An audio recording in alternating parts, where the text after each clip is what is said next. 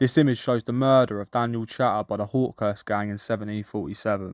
The event known as the smugglers' murdering of Chatter at Harris's Well, and it's a very famous crime of the 18th century. Daniel Chatter was a shoemaker who was killed by the gang after he gave evidence against them. The Hawkhurst gang was a notorious smuggling group that operated along the southern coast of England, known for their brutalities. The Hawkhurst gang used unusual disguises, normally face disguises used to cause fear to the public.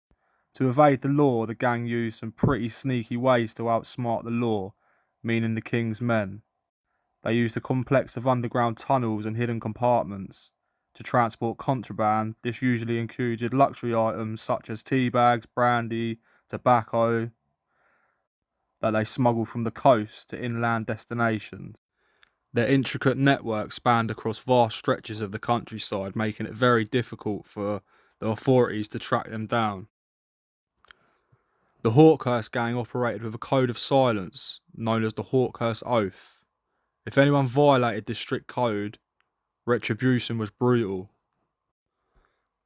The Hawkhurst smuggling gang became embroiled in several violent events that only added to their notoriety. One of such was the infamous Hawkhurst gang riot in 1747, as the government increased their efforts to crack down on smuggling.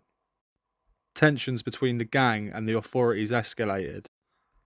A violent clash involving smugglers with guns and the detachment of customs officers resulted in deaths on both sides. It left a lasting mark on the region's history.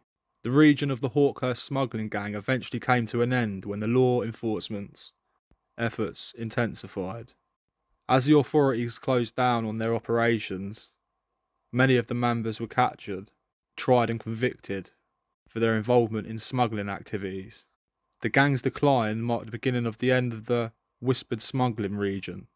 The legacy of the Hawkhurst smuggling gang lives on in local folklore stories, and even in the names of the local landmarks. Tales of daring escapes, hidden treasures, and covert operations continue to capture the imaginations of locals and visitors. The gang's audacity and resourcefulness have become a part of fabric of region's history and reminds us of a time when smuggling was not just a crime, but it was also a way of life. Part 2 coming, don't forget to like and all that shit.